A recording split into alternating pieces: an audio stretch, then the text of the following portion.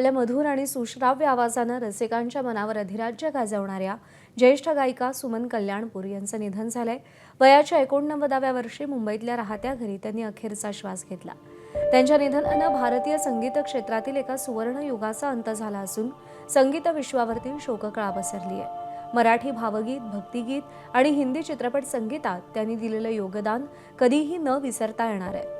कला क्षेत्रातील त्यांच्या अफाट कामगिरीची दखल घेऊन केंद्र सरकारनं 2023 साली त्यांना पद्मभूषण या नागरी पुरस्कारानं सन्मानित केलं होतं।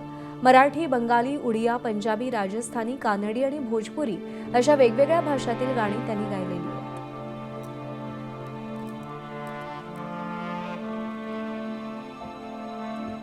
दरम्यान सुमनताईंच्या आठवणी, त्यांचा संघर्ष, यशाचा प्रवास आणि त्यांच्या गाण्यांनी संगीत विश्वावर उमटवलेला अमिट ठसा याविषयी निवेदिका, लेखिका मंगला खाडीलकर यांच्याशी बातचीत केली आहे आमचे प्रतिनिधी ईशान देशमुख यांनी। सुमन कल्याणपूर यांचं निधन झालं, पण यांचा प्रवास आणि त्यांच्यावरती जास्तीत जास्त लिखाण कोणी केलं असेल तर मंगला खाडीलकर यांनी केलं। त्या सध्या आपल्या सोबत आहेत। हे गाताना ना, जरी त्यांच्या आवाजाचं लताबाईंच्या आवाजाशी साधर्म्य लोकांना वाटलं तरी ज्या वेळेला ना खरा रसिक खूप मन लावून ऐकतो ना, तेव्हा त्या दोन्ही आवाजाच्या ज्या वेगवेगळ्या प्रती आहेत ना, परी आहेत, त्यांची जाणीव होते।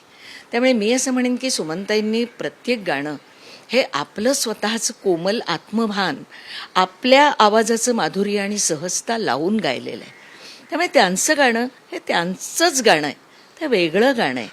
जे गाणं वाट्याला आलं तर ते गात गेल्या, पण असं करता करता आपल्याला माहीत असलेली जवळजवळ 3500 आणि काही त्या विसरलेली अशी गाणी आहेत। त्यांच्याकडे एक निरागसपणा आहे। आपला निरागसपणानं वयानुसार जातो, त्यांचा नाही गेला। आई बाई असं म्हणायच्या, अगं बाई अजूनही गाणी आवडतात का लोकांना? अहो तुम्ही इतकी सुंदर गाऊन ठेवली आहे, ती लोकांना आवडणार नाही का?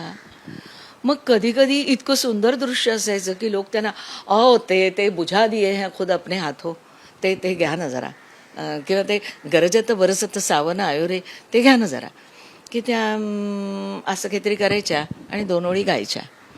असे खूप प्रसंग आले की त्या असं म्हणायच्या की नाही आता गळ्यातलं गाणं संपलं। त्यावेळेला त्यांची चरित्र लेखिका म्हणून ना मी त्यांना आठवण करून द्यायचे की सुमनताई, आपल्याकडे जे देवानं पाठवलेलं असतं ना, ते कधीच आपल्याकडनं निघून जात नाही। कॅमेरामन अक्षय सरमाळेसह ईशान देशमुख, एबीपी माझा, मुंबई। एबीपी माझा, उघडा डोळे बघा नीट।